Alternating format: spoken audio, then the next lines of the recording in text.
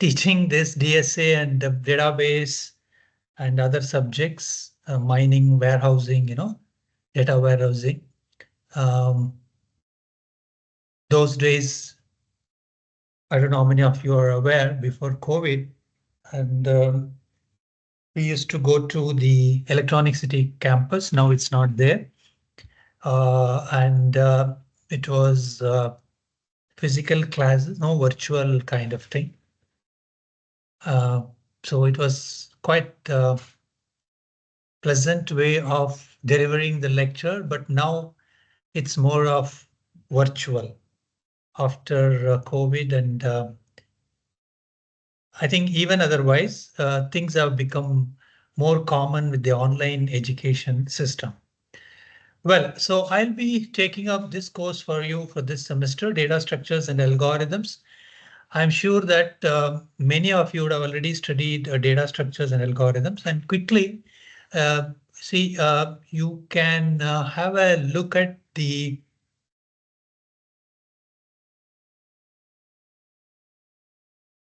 your folder.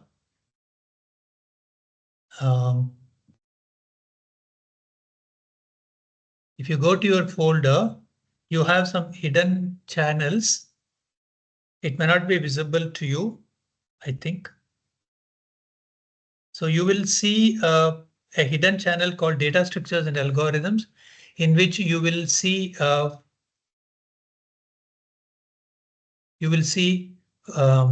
tab called files, and you can actually. Is my slide visible? I forgot to ask you that. OK, good. So after the session, probably you can just have a look at the teams, your team,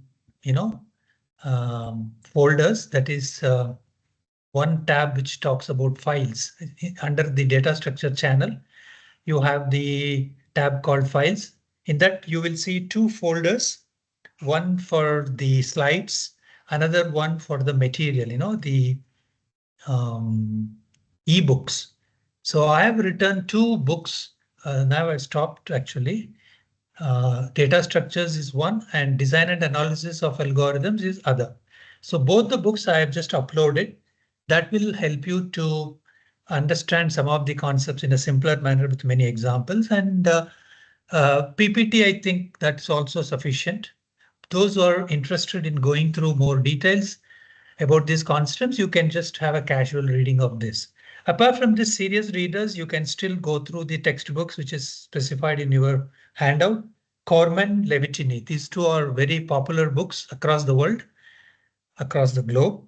Many universities, most of the universities actually follow this for algorithms, both for undergraduate and postgraduate. In fact, I have taught for postgraduate also as part of the regular university in Karnataka, that is VTU, Vishwesvaraya Technological University, advanced algorithms, okay, something like that. I don't know whether it is there now for MTech, but this what course you have. I'll not go into the details of the course handout, but you will understand quite well later on. There are many topics, concepts which you will study. But apart from that, I think most of you would have studied about data structures and algorithms like stack, queue, etc. in your undergraduate program. So it may be a quick recap of all those, but my way of delivering the contents may be different from what you already studied. I'm not sure, but let me quickly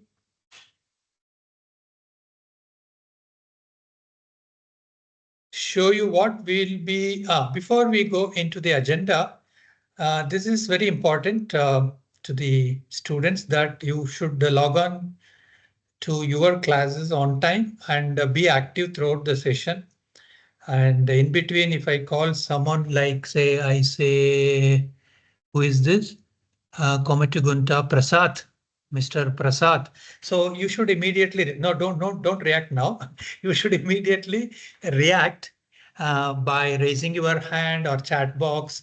See, the idea is not to do policing work here. You're well-educated professional working for IT industry, all that. But still, we have to respect our university norms and make sure that you are part of the uh, discussion here.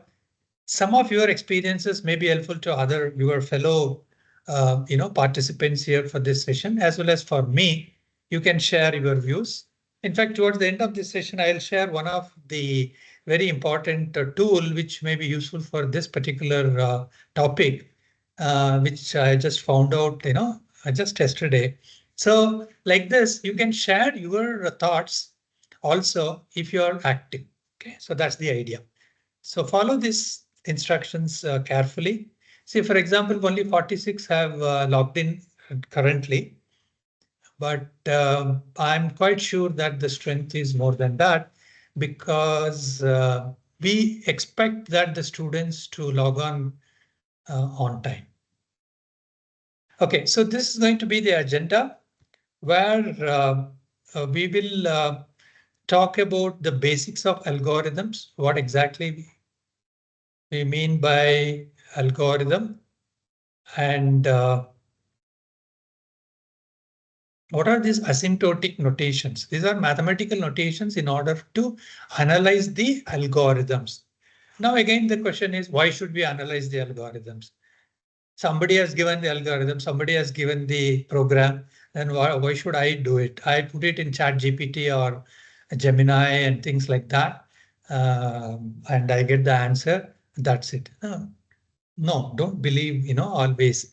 You can see the note below in ChatGPT also that whatever the answers given by ChatGPT is only AI driven, and it is not proved that everything is correct. So whatever, unless you test it yourself or unless you make reasoning of all these things. In fact, for some of the development of some programs, in fact, I tried, but it didn't give me proper answer. I can prove it. So it's not the question of blaming ChatGPT or Gemini, but it is to make sure that it is only an assistant for you. It cannot replace you, your brain, right? Any tool for that matter, it's not to replace. For example, you have medical equipments, tools, measurements, all that. Those are all only assistants, or it is only to give some added inputs to the doctor for diagnosis. That's it. Okay. Similarly here, uh, so whatever it gives, you can't simply apply. Then all engineers will be thrown out of the IT industry. Only ChatGPT will be there, right? So that Wipro need not give any salary to people. They don't need to recruit also. So that's not the idea.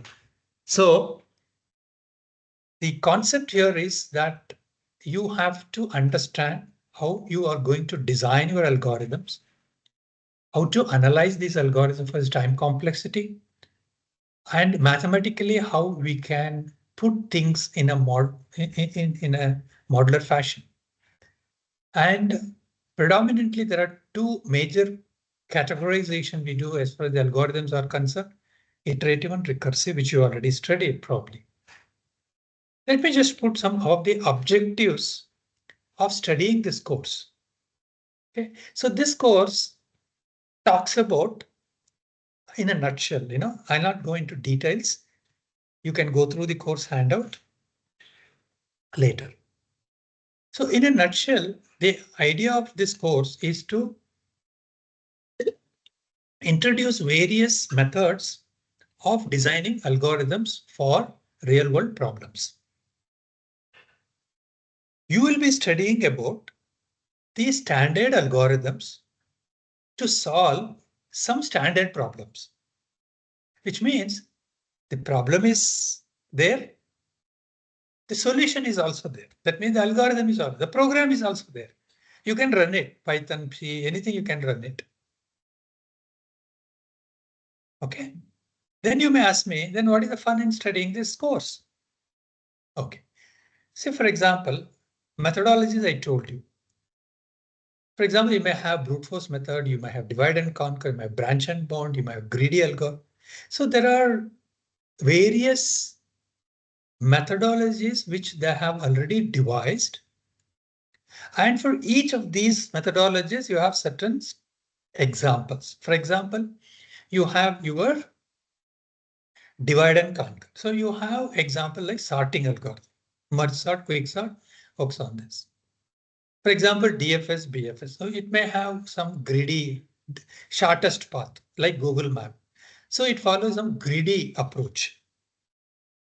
So like this, for solving certain real world problems, there are some best methods or strategies which can be applied. So what kind of strategy which you may require when you try to solve a new problem, which you may encounter in your project, industry, or otherwise. So the strategies, methods, and devising the algorithms is needed unless you study certain standard problems and how they are solved, what are the algorithms, it's not possible to go for the new ones. So that's the reason why we try to teach here these standard, each one is a module. Greedy method is one module, branching point is one module, backtracking is one module, brute force is one module, like that. So after end of this course, you will be able to solve for any given new problem. You'll be able to write some algorithms. That means you will be able to solve problems. You understand now the objective and the outcome.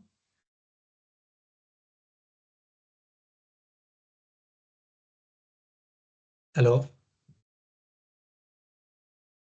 Yeah, you can respond now.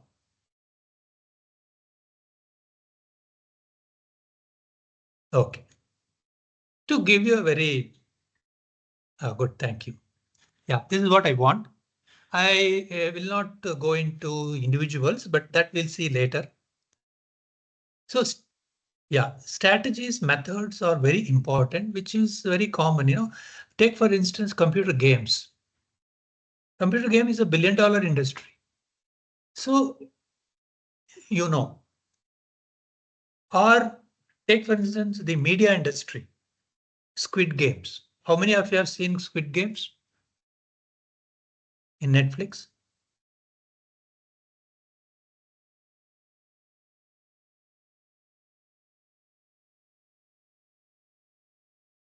No one.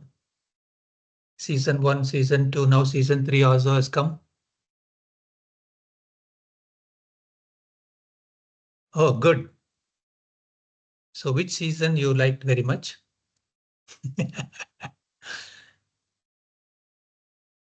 Okay, good. So it's more of strategies. 2 you liked. 1 is the best, of course, because it's a starting one. It's a new kind of thing. Though some games are old kids games, but still strategies are very important, which maybe I think third part is more of strategies. You can also watch the one more episode where the directors and the hero and the villain, they all discuss. That's another episode which is available in Netflix. So why I'm talking about Netflix as an OTT, that is also has got a strong relationship with data structures. Alice Borderland. Okay, yeah, I've seen.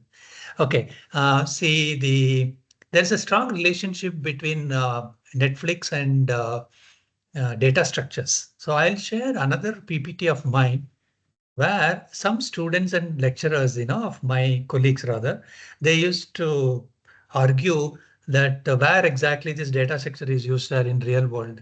What are the applications? What are the use cases, etc.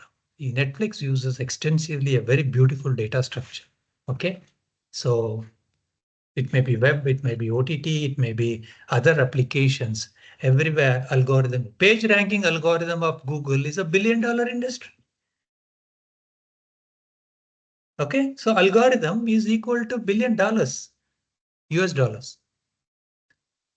Correct. So it's very important that you should study algorithms. You should know how to analyze. You should know how to build new algorithms which are more efficient compared to the existing ones. That seems to be the research. In fact, my research is towards that, to prove, to design some of the new algorithms for solving certain problems, especially the machine learning related problems. So it is important in every industry. So now let's start with basics of algorithm. What is an algorithm? It's an unambiguous set of statements which are written just to solve some problem, like a recipe. I think all of you know how to make pizza. So you need some steps. That's algorithm. OK, you are given some elements. You need to search for an element for a given key. So what is the strategy? You take the key, compare with the first element. If it's found, finished, job is done. It's not, go to the next, compare again. Is it equal? No, go to the next, and so on. So the method is so simple, right? I need to put all these things in the form of set of statements. So that becomes your algorithm. But it looks so simple, linear search is a very, so binary search. So you divide, it should be sorted. I think most of you would have studied binary search. Sorted, then you divide the list into two halves. Take the mid element, low plus high divided by 2, that is mid.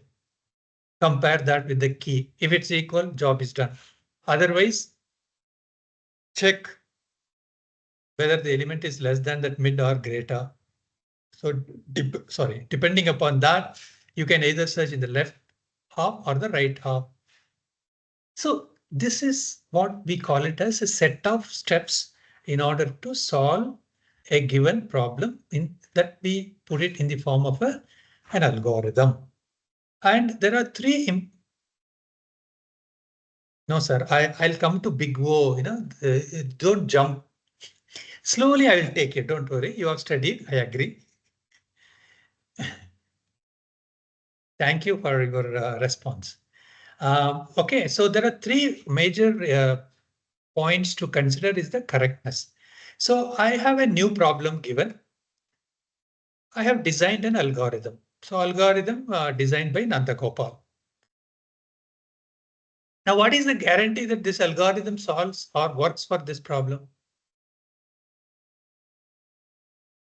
So every algorithm, you need to have a proof of correctness. Then I say that it takes very less time. How much less time? OK, let's not worry about that. So you should prove that what is the complexity of this algorithm. Simplicity. See, every algorithm should be so simple. I will show you some of the algorithms. Prim's algorithm, you will study later. I am sure that the problem is so complex, but the solution is, the algorithm is just 2 lines. OK. So there are very interesting algorithms where it is so simple to understand, and also it solves the problem. So in order to solve any given problem, we need to follow these basic steps. OK. For example, you should understand what is the problem, first of all. Some people, they don't understand the problem. Once I was doing a practical exam in long ago. Right. So the problem given was simple queue. You will study that in the next session. Data structures, all of you are studying stack, queue, linked list, all that. Queue is the problem, normal queue, not circular queue. So the student has written the program in C language for circular queue. She has not understood, he or she, I think, I don't remember, has not understood, the student has not understood the problem at all. The question was, the statement of the problem was what? Normal queue. See, circular queue may be better than normal queue. That's not the thing. What is the problem? So sometimes in this subject or course, see, the problem statement may be a bit confusing. So unless you understand the problem properly, it's whatever you do, rest will become a waste. OK, so development of mathematical model. Every problem has its own. For example, Google Map. What is the idea behind, what is the need for Google Map?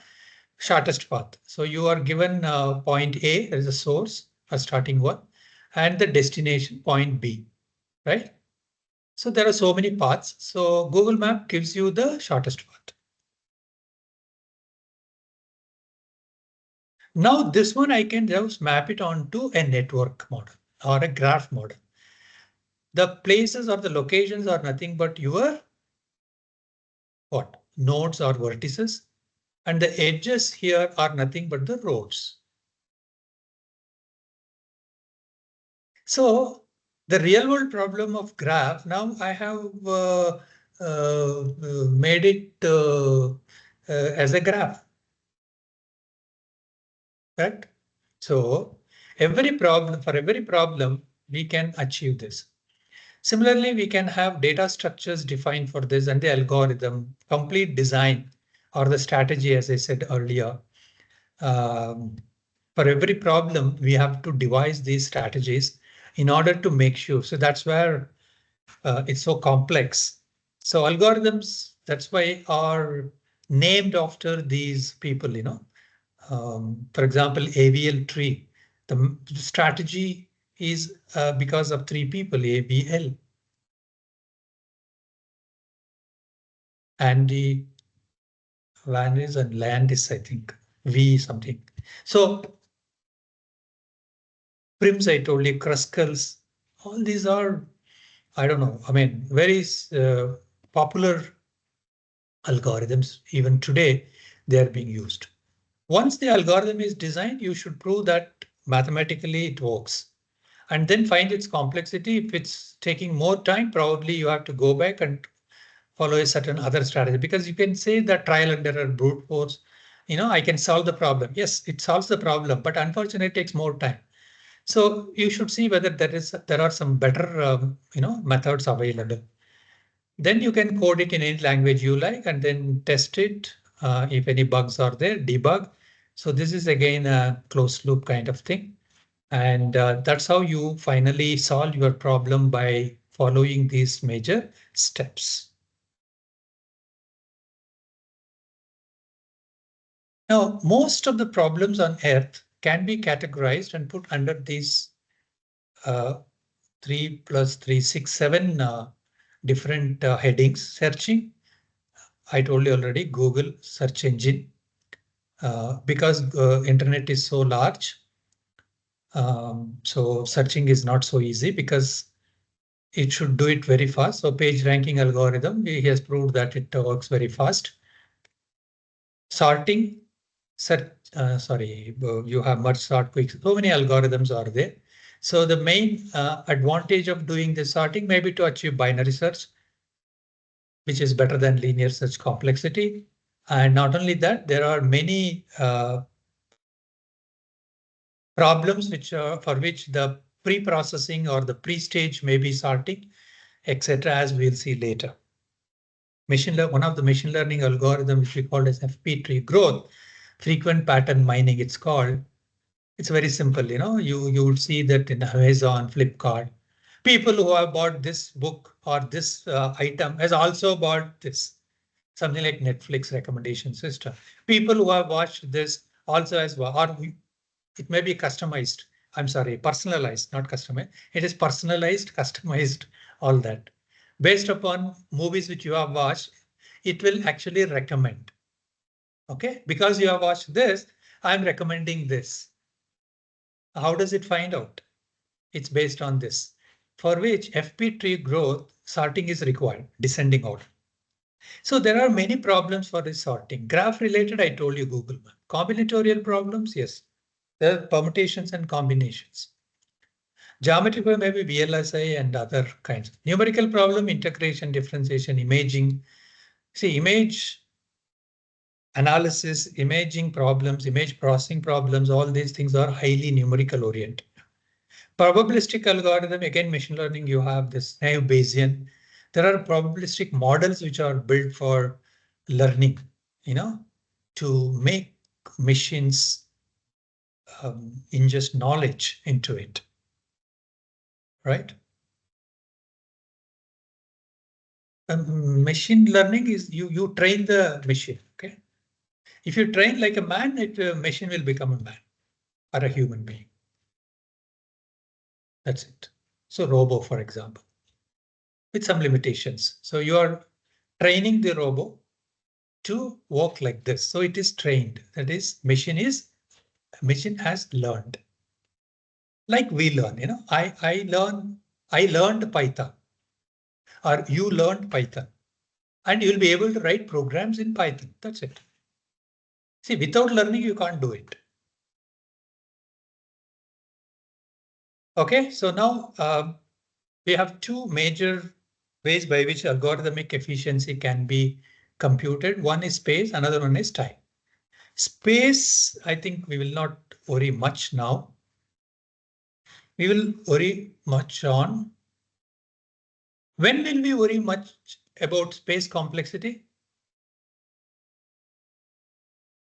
See, I cannot rule out this, but I'm just telling.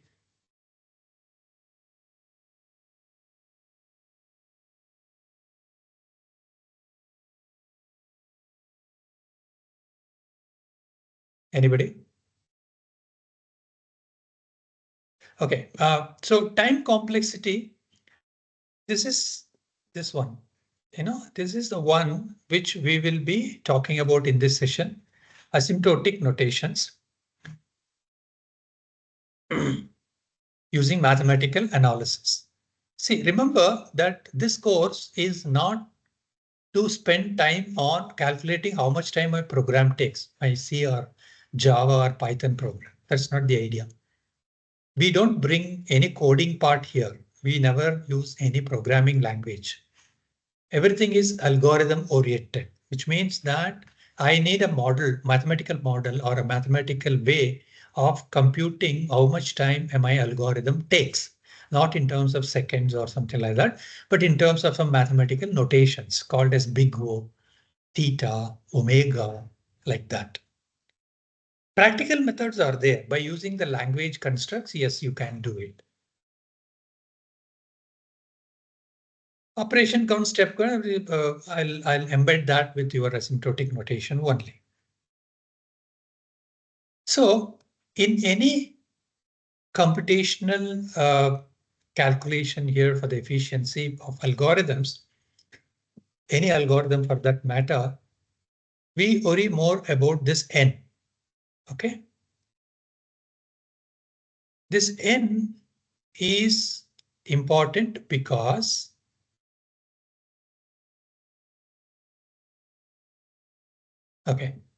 this n is important because that defines the size of the problem. Because when n increases unboundedly, maybe n tending to infinity, let's take.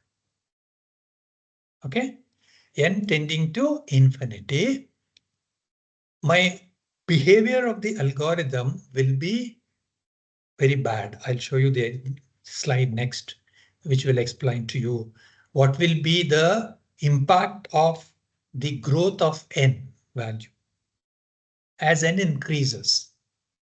So that's what we use a term called asymptotic. That's why it's called asymptotic notations. Because whatever the problem we talk about, searching, sorting, graph, anything, it all depends upon how many nodes we are talking about, how many elements we are talking, how many objects you are searching, right? As the size increases, for example, internet, Google. See, if the size is small, there's no problem. Even a bad algorithm will work better. But as size increases, it's not. So n is so anything, any work which you are trying to do here in this one for loop, it's governed by n. So n is very important. So I can consider this as that 1 unit of time it takes. Similarly, if I have nested for loops, so this is n times n. So this becomes n square, right? And if I have some constant value, when does this constant value come? When I have some initialization statements which are executed only once and it is not governed by n, right? So in that sense, it becomes, constant value.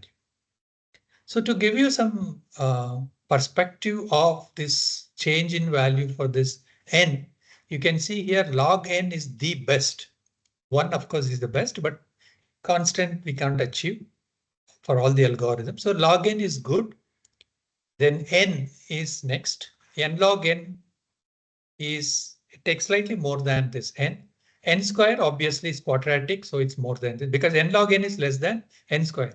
Log n is less than n, and like that. This is exponential. So you know about exponential growth. COVID times, I think. The virus spread like exponential behavior or exponential fashion, like that. So to give you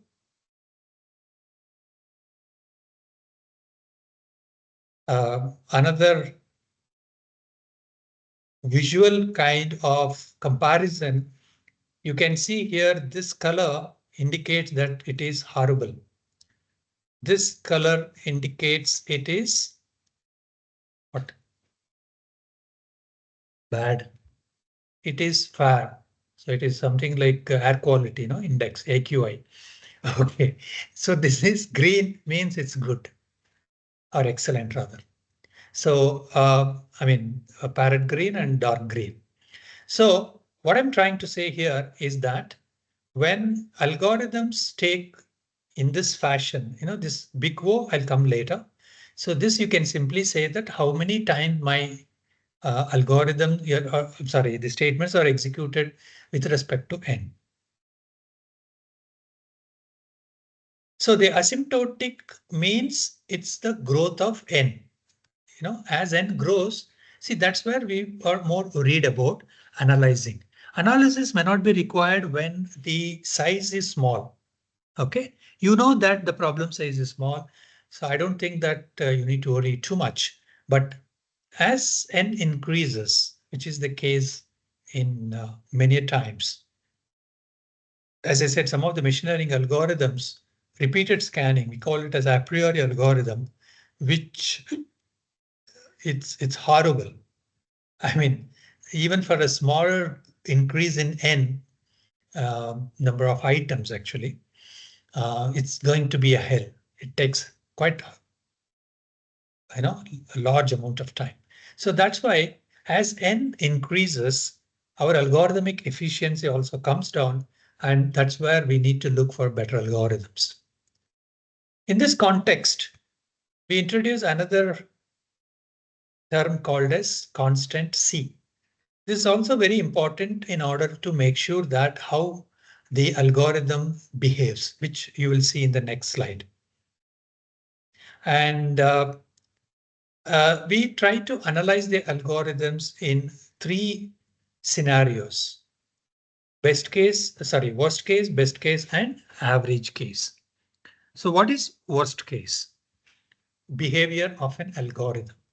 So when I take an algorithm, in the worst case, it takes 1 minute, which means that it will not take more than 1 minute, but it may take less than this. OK, it may take less than this. That depends upon the system, depends upon the number of multiple tasks which are being executed at that point of time. Or if it is internet driven, then what is the bandwidth and what is the traffic, etc., etc. So we say that in the worst case, it may take 1 minute, but not beyond that. So there is some upper limit. So worst case is basically an upper bound, which defines that the algorithm will not take more than this. It is something like assume that you are going out of your home for some work. So you are going out of your home for some work. And you tell your parents that you will be back in 1 hour. Right? In the worst case. What does it mean? It means that whatever be the situation, you will return back home within 1 hour. That is the worst case. So while telling itself, you may tell that adding up all those things. Probably your work is for half an hour, but to be in the safer side, you say that 1 hour. That means you may return in 40 minutes, 45 minutes, 50 minutes, 55 minutes, but not beyond 1 hour. So that is the worst case. In other words, that is the upper bound. So we need to find out whether my algorithm takes, uh, what is the upper bound or the worst case time taken by the algorithm. Best case is how fast my algorithm can be executed. So in the best case scenario, we call it, correct? So if I say that 30 seconds it can execute, that means that is the best case, not less than that. And average case, sometimes, there are some algorithms for which the both best and the worst. I'll give you some more examples now so that you can understand these three scenarios very easily. Let's assume an algorithm called linear search. What is linear search? As I already told you, you are given n elements and your job, given a key, your job is to find whether the key exists in the array A or not. So you are given an array 1 to n and you are also given a key. So it returns true or false. If the key is found, it returns true or the position, whatever it is. Otherwise, it returns false. OK, so what is the best case and the worst case scenario or the number of iterations which it might take? In other words, how many iterations you may have to do in the best case, how many iterations you have to do in the worst case.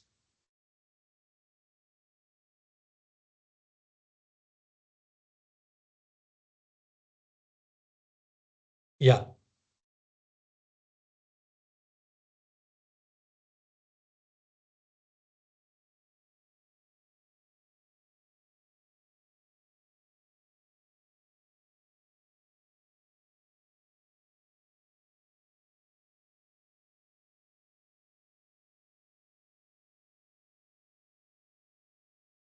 Yeah, anybody?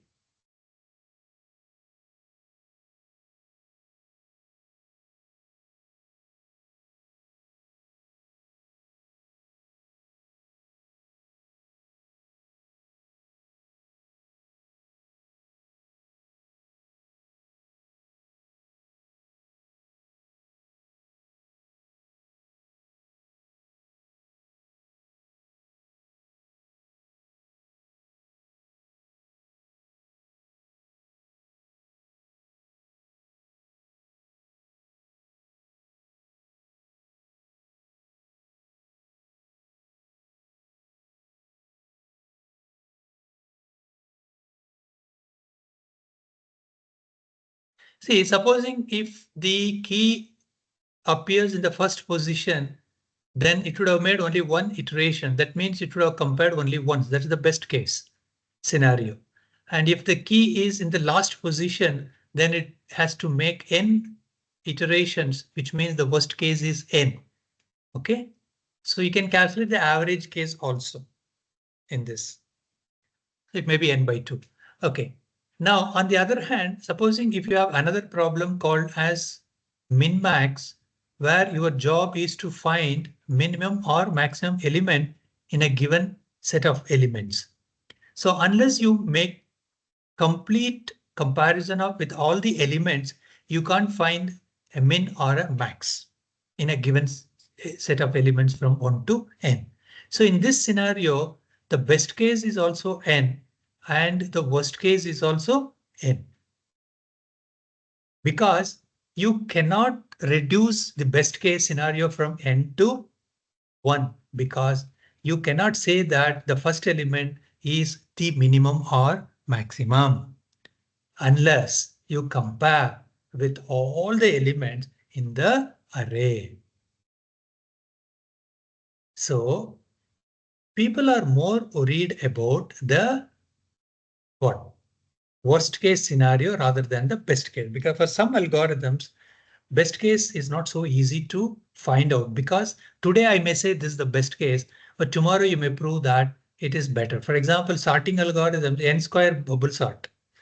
But after some time, people have proved that I have a better algorithm. The best case scenario is not n square, but it is n log n. OK, so like this, there are possibilities that the algorithms, I mean, many algorithms might exist, which for which the this one, best case scenario finding may be a bit difficult.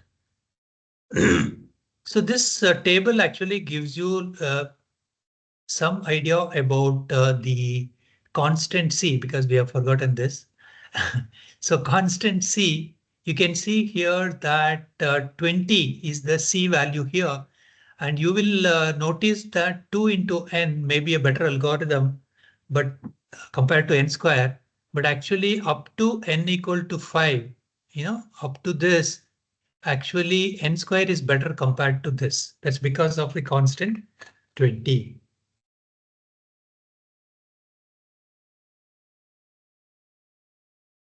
OK, so you have to be very careful about this constant, which behaves in a of a sort, I mean, a very crucial manner, that it may turn this value, I mean, the final complexity in a different way for up to certain value. So this I may call it as that some n naught, after which it actually turns. So before n naught, the behavior is that n square is better than 2n plus 20.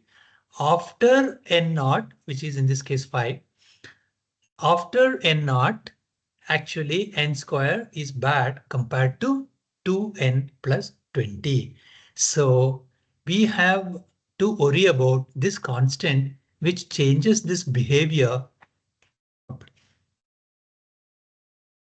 So now we are ready to, you know,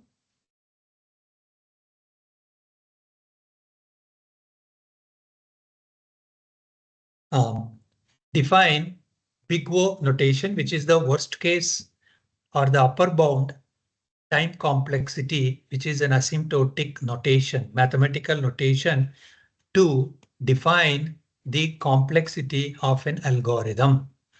The time complexity of an algorithm is not given in terms of seconds, minutes, hours. It is mentioned, right, using these notations only. You may say that my program takes 5 minutes. My program takes 20 seconds. But here it's not like that. Algorithms are, I mean, the complexity analysis is based on notation, mathematical notations. So what is this? F of n is equal to big O of g of n. So there are two functions here, f of n and g of n, and O, big O. So they are related. F of n and g of n are related through this O. So we have to read this f of n is equal to big O of g of n. So what is this g of n? And what is this f of n? See, suddenly from algorithm, we are going to some mathematical equations. What is this?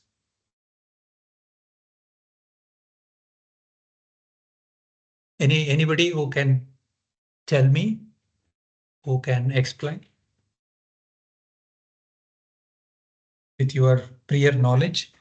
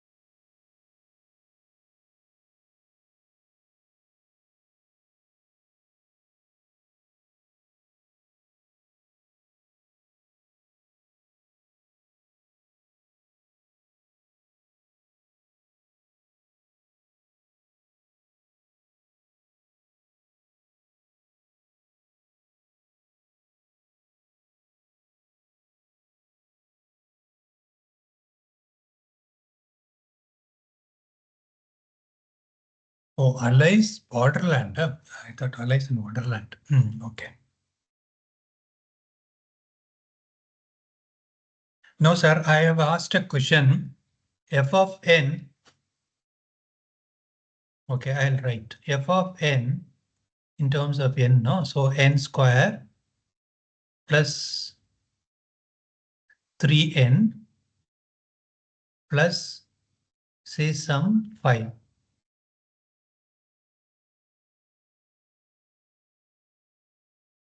This is my f of n. So what is this equation doing here?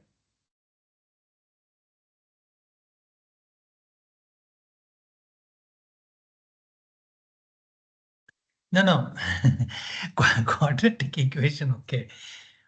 See, remember, we are talking about algorithm, right?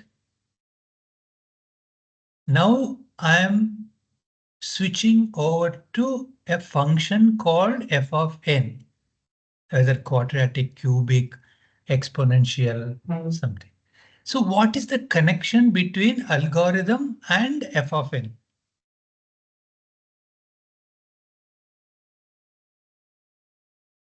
I'm not a maths teacher.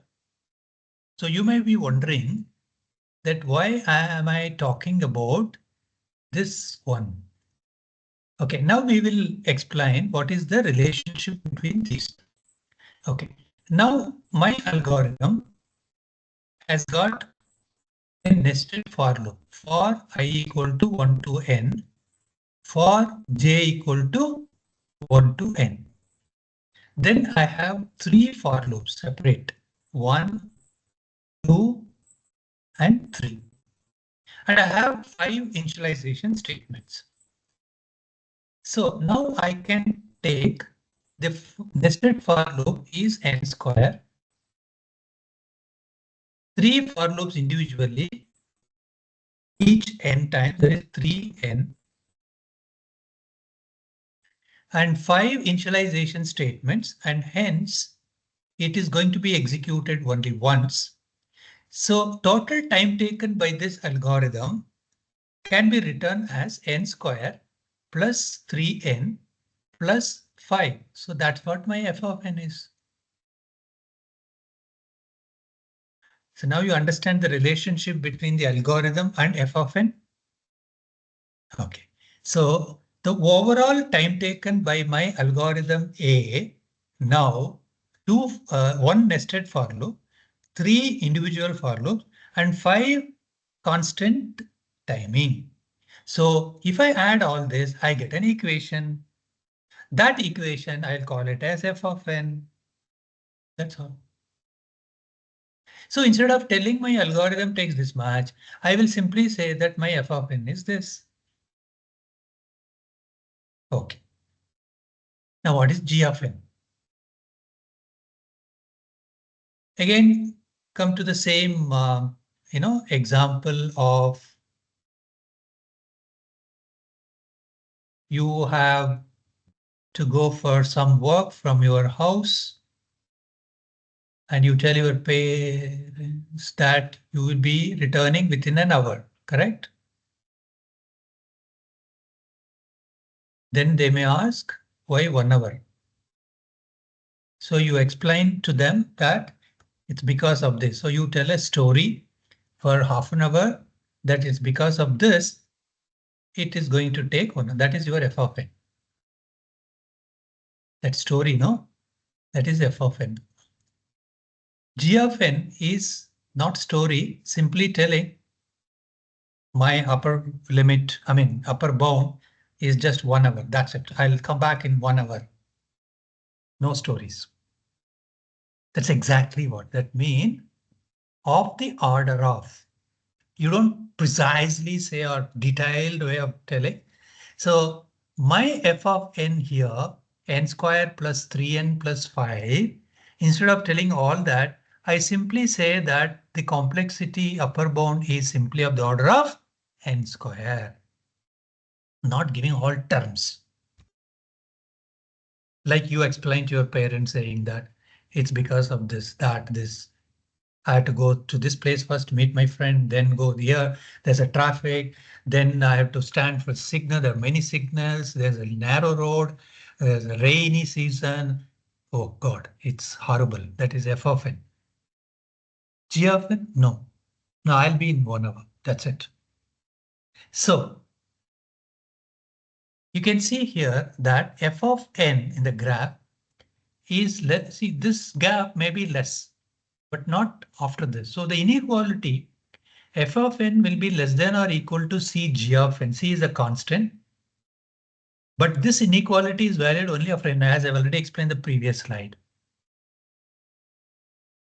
Okay, so f of n cannot be more than, so the upper bound, no? So g of n is the upper bound, so it cannot be more than that. So f of n should be always less than or equal to this only. In other words, c g of n is the upper bound, is greater than f of n. Beyond that, it's not possible. So this won't cross this. This won't cross. That's what I told you, no? C g of n may come closer. That means instead of 1 hour, you may be back in 50 minutes. But you will not take beyond 1 hour.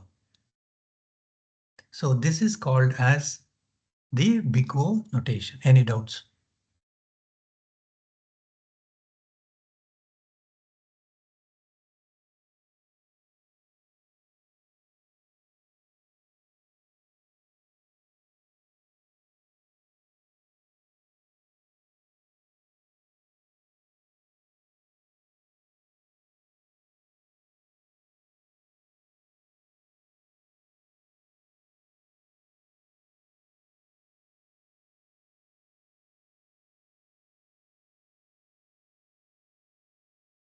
Fine.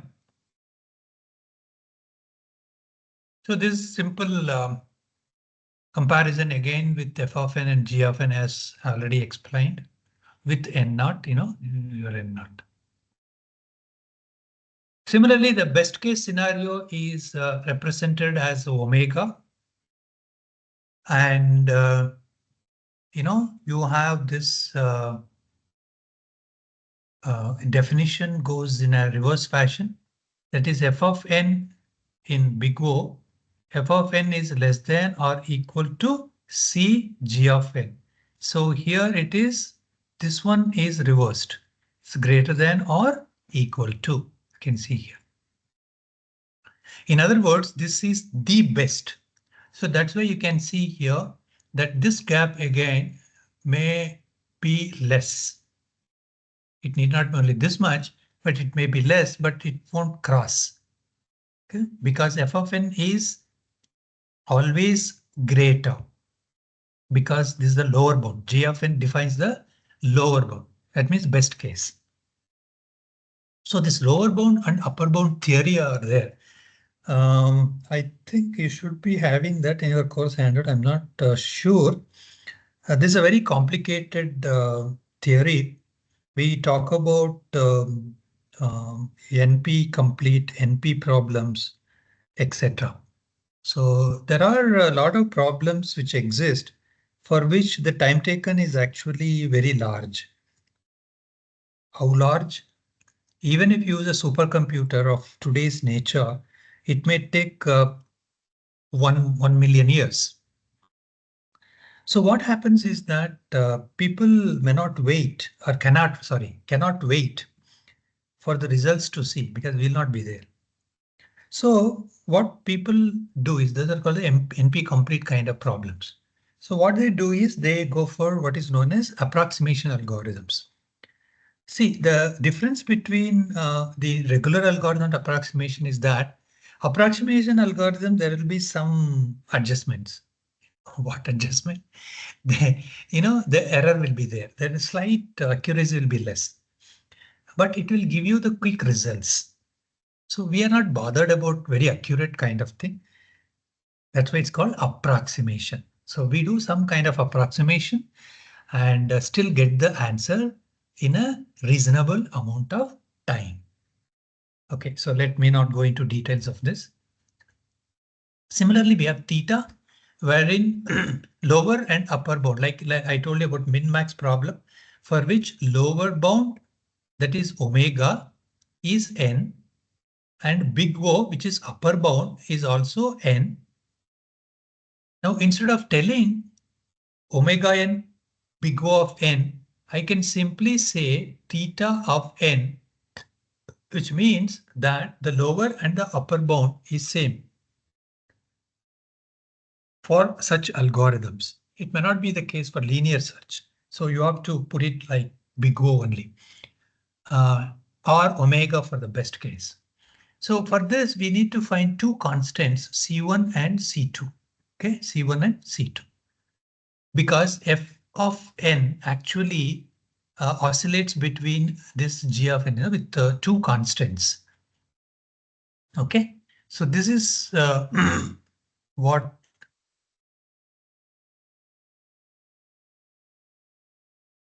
we have, three notations called as big O, omega, and theta. Now, how to find g of n from given f of n? Okay, let me again repeat. What is f of n?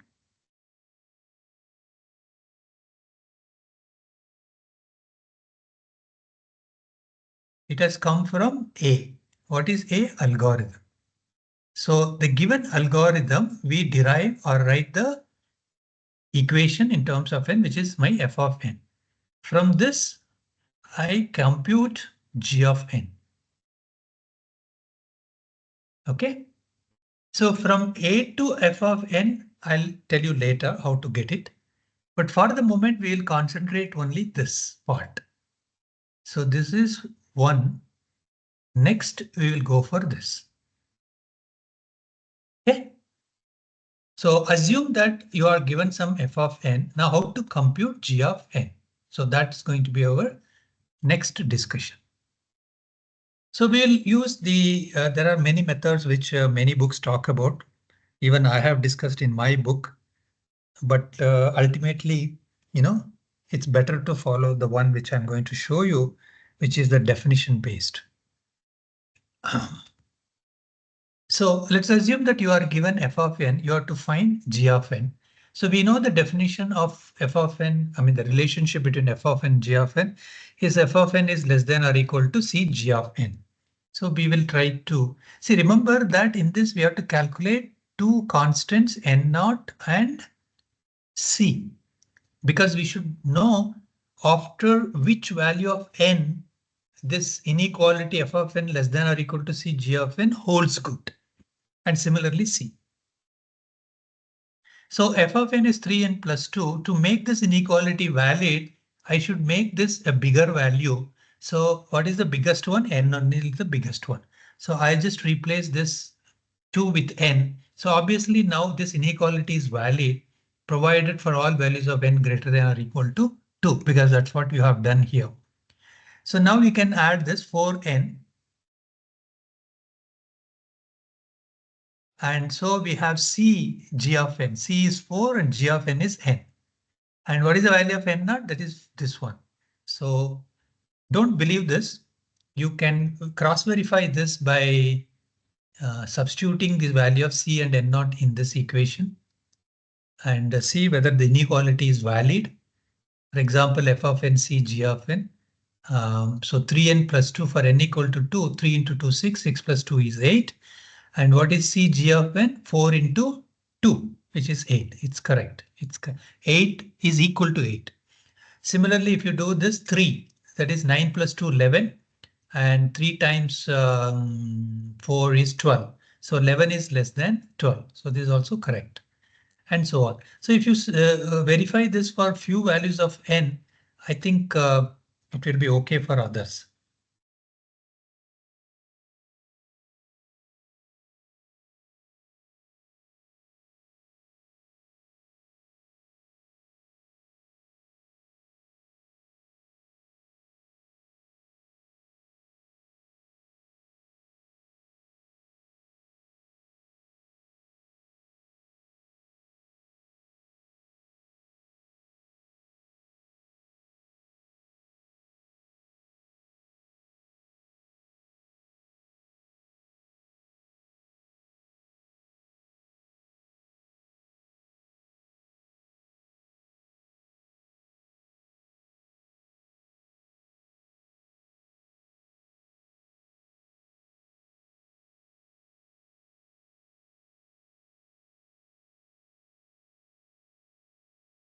Okay, so here is another example. 3n square. There's a quadratic equation. So you have to find g of n. Probably we'll again go with the definition. F of n is less than or equal to c g of n. But here this time we are asked to prove. Now instead of find, you can say that prove this. OK, because g of n is given. You can take it that way. So c g of n is n squared. So we have to calculate c and n naught. Correct? The problem is there are two unknowns, c and n naught, but there's only one equation. So that's a bit tricky. And according to your school mathematics, if two unknowns, two equations, you can easily find out. So we will follow some roundabout method or some tricky way of doing this. Divide both sides with n square as you get this. Now again we have two unknowns. So what we do is we will just set n naught with 1. Probably we can find the other. That's the best way. OK, so set n naught equal to 1. It need not be 1. Actually, you can set it to any value, but reasonably lesser value, because remember or recall the graph again. See like this. So this is my n naught, right? So this n naught can be here or it can be here also, but reasonably it should be less so that we can easily find out the behavior of f of n less than or equal to c g of n. We want a concise g of n rather than a hazard kind of a g of n. OK, so start with some lowest value for n naught. So you can see here now c is computed as 6. And so you can easily prove, and again you have to verify as usual. And this is again n square, another example. And this is cubic, which again you can follow definition.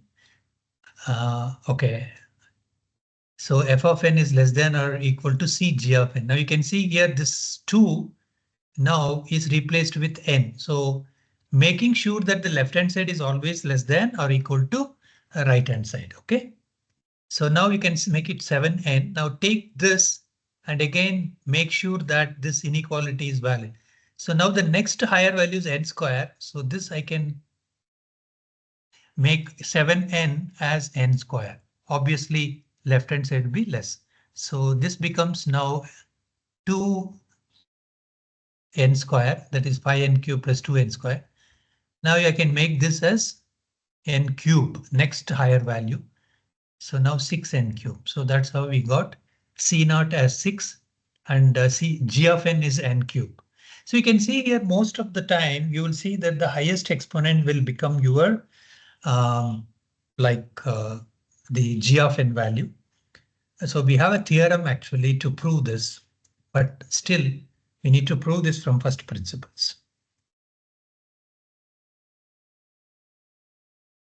As another interesting example is OK, this is 2 power n, same principle you can follow. Only thing is that you have to make sure that you are raising to a higher value on the right hand side, n to n square. Now, when it comes to 2 power n, you should also raise this. OK,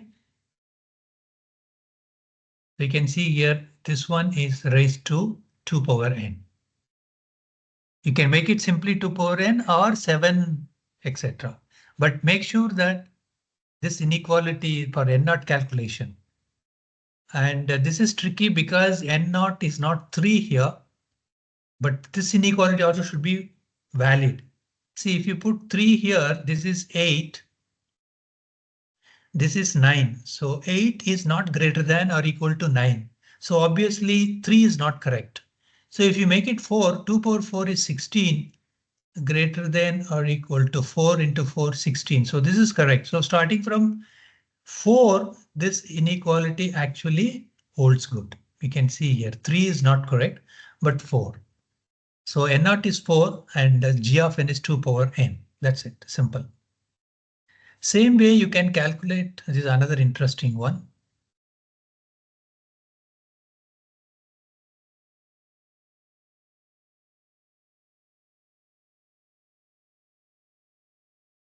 This is also sometimes tricky, like, but not all. Here you can say that this is bad because n cube, n square only. Okay, when you have n square, this is gone. So it's of the order of n square. So n square, n cube dominates. So this is gone. So n cube and n square. So this is bad. So n square is better. And here again log n is better, and so on. There is a tie here. OK, how the tie comes, because compared to this is dominating. Compared to this, sorry, log n to n is larger than log n. So this is gone. So this is of the order of n. This also is of the order of n. So there is a tie. So similarly, omega and theta also same method can be followed. OK, as I said, there are many methods to actually solve this.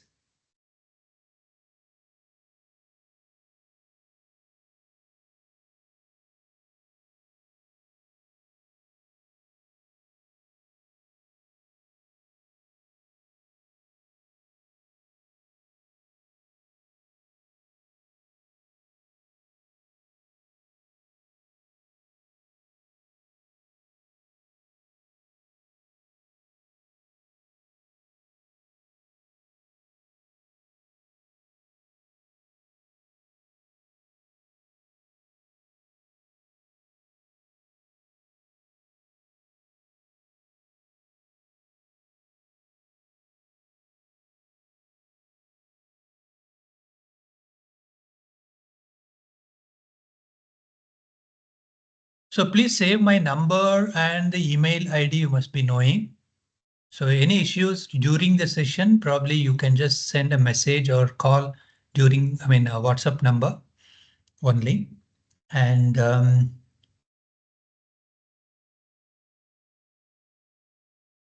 any doubts, you can send it across to my email ID. You can go through my ebooks as well. So that is the thing. OK, coming back to our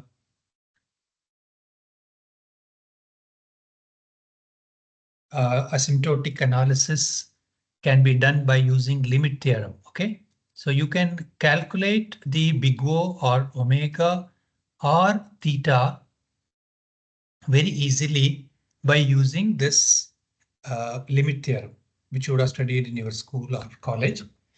But only problem here is that you should have a rough idea about g of n. OK, so f of n divided, if you know f of n is given, g of n you have to assume, or you have to make a rough estimate.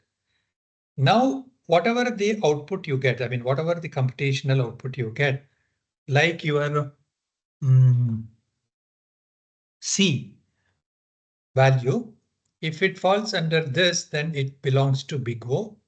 This omega, this it is theta. So this is a direct way of computing your, complexity value for given for any given algorithm. I don't have any examples here. You can go through my book, ebook.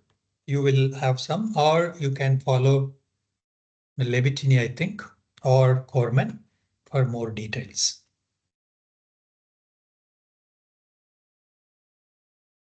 Now, the next part of our discussion is, again, same diagram, algorithm to what? F of n to g of n, that is big O.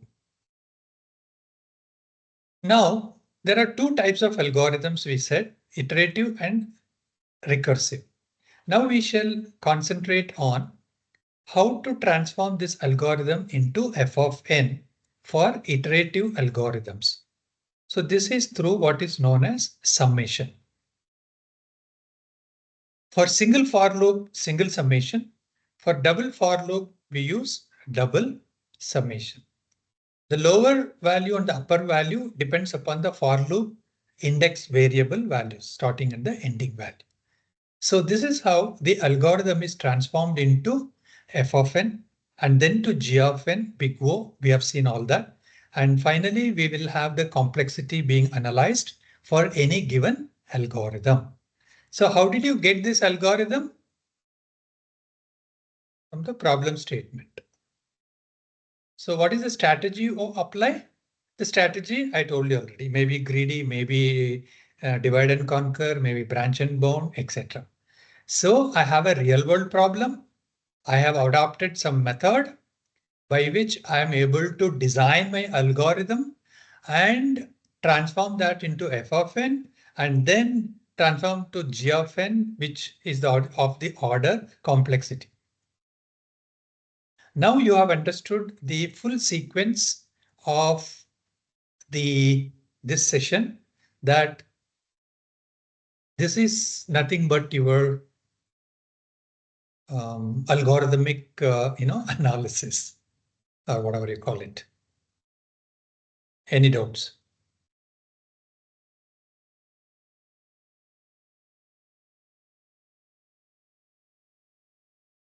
So now we will concentrate on how to get my f of n from an iterative algorithm. So the example which we take here is the min element.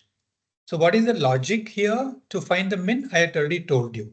So you have to first assume the first element as your minimum and start comparing this with the second to nth element. In the process during each iteration, if you find anything less than the element which you have already assumed as minimum, update it. Finally, the min will hold your minimum element. So unless you compare with all the elements, you cannot say that that is the minimum. So you need a for loop in order to compare each and every element. So comparison is the main job here. It takes 1 unit of time. So we can write the algorithm like this. So the first element is assumed as min, and for second element onwards, you can see I'm comparing with the second to the one which you have already assumed. If it is true, then minimum is updated, otherwise no. So you go through all the things. So now this for loop is going to be this one initialization, probably you can say +1, if you want. 1 compared to n is very negligible, you can drop it. So this we use what you call summation. So to evaluate this summation with one unit of time, that's the work which is done. We use summation formula that is upper minus lower plus 1.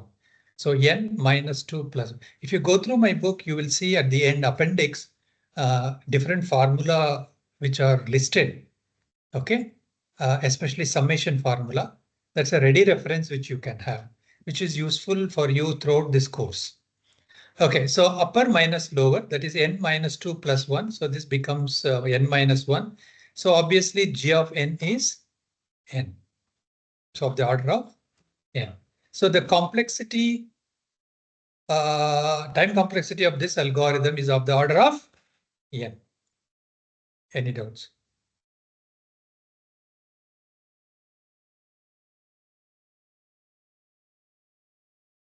Let's take another example, which is element uniqueness.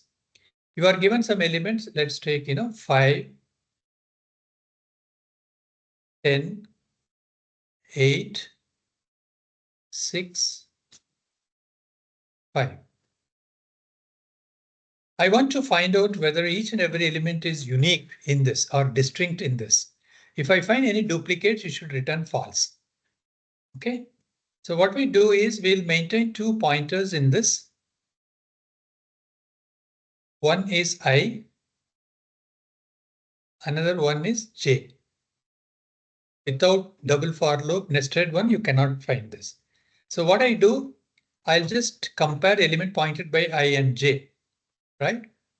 So I'll take 5 and compare with all the rest because inner for loop will go. So 5 not equal, not equal, not equal, equal. So you return false. OK, now there are possibilities that it doesn't mean that only supposing this may be 15 and I may have a 10 here. So when you take 5, 10 no, 8 no, 10 no, 6 no, 15 no. Doesn't mean that it has distinct elements. Actually, 10 is repeated.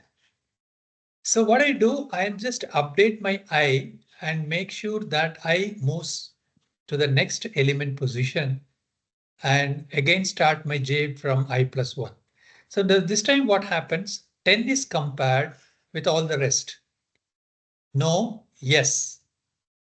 So this is the problem where you need to have comparison between all these by taking each and every element, comparing with the rest of the elements in the array. So we need double for loop. Okay. Right. So that's what it is shown here. So two for loops, I plus 1 to n, as I said earlier. And because we are comparing two elements, so obviously it should be one less. So we will assume that it is 1 to n, not n minus 1, not like C arrays. Okay. So if it is equal, then return false. So at the end of this loop, it has to be unique. So return true. So we need a double summation here. One I to n minus 1, another one I plus 1 to n. So that's the idea. So you can see here too. First you evaluate this upper minus lower, then the next summation. And anything which is governed by n, you should get it outside. So now it is 1 and I. So now I can rewrite this as n into n minus 1 by 2, because this is also having a formula. This is natural number summation. 1 to ni means 1 plus 1, n into n plus 1 by 2. But the upper limit is n minus 1. So n into n minus 1 by 2. So this is n minus 1 minus 1 plus 1, which is n into n minus 1. So 1 n into n minus 1, half n into n minus 1, which is half n into n minus 1. So this is equal to, this is f of n. So g of n is n squared. Doubts? Yeah, you can raise, anytime you can raise. So these are some of the common data structures and their complexity. You can see here array, stack, queue, all that is there. And similarly, you have for the sorting algorithms like quick sort, merge sort. We will be studying about all this, and also we will analyze, give you the derivation, how we reach out to this. For example, quick sort, in the worst case, how it is n square of the order of n square, and how in the average case it is n into n log n. So it's a tedious mathematical process to actually analyze these algorithms. Bubble sort, you can see here, the best case of the order of n. That's very strange, but we are more worried about the worst case. As you can see, it is n square. Because if every element is ordered already, then actually no swapping, no bubbling, nothing will happen. So probably it will execute only once, which means that one scan, everything is done. Because we use a sort of a variable, a flag rather, in order to find out whether any swapping has occurred. If no swapping has occurred, that means already sorted. So that's why the best case is of the order of n. Because most of you, I think, studied bubble sort in your undergraduate program. Another interesting tool which I have just found out is called this. You can actually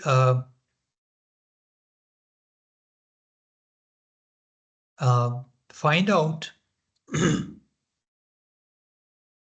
I'll just show you that.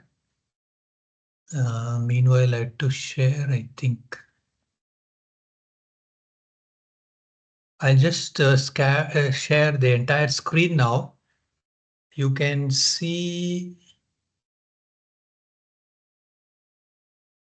Yeah, this is the portal, website where you need to just paste your algorithm.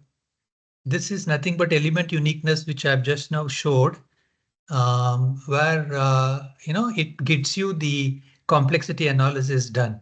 So you can give any name you like. Say I'll just make it as algo.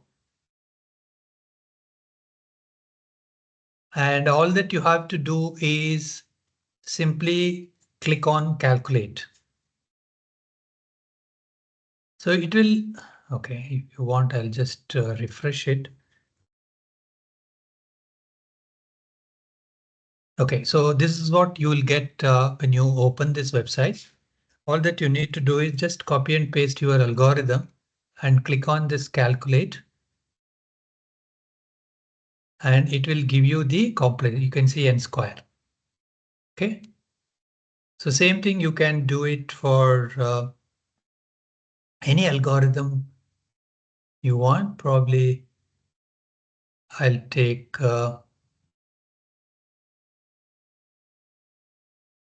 okay, factorial, which is recursive. It does for recursive also.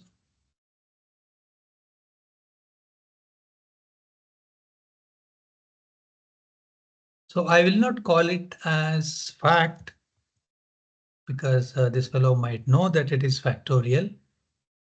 I'll say FT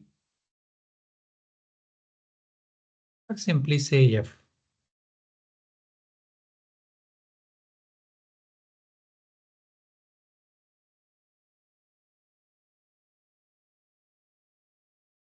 This is also a very famous algorithm, recursive, which all of you have studied.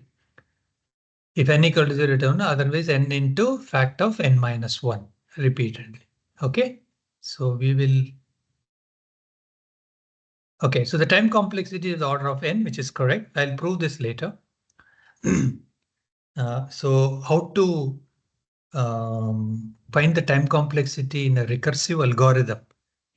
That's different from iterative one. So this is a useful tool, online tool, which you can use for your own algorithm and find the complexity in terms of big O. So I'll stop here. Any doubts?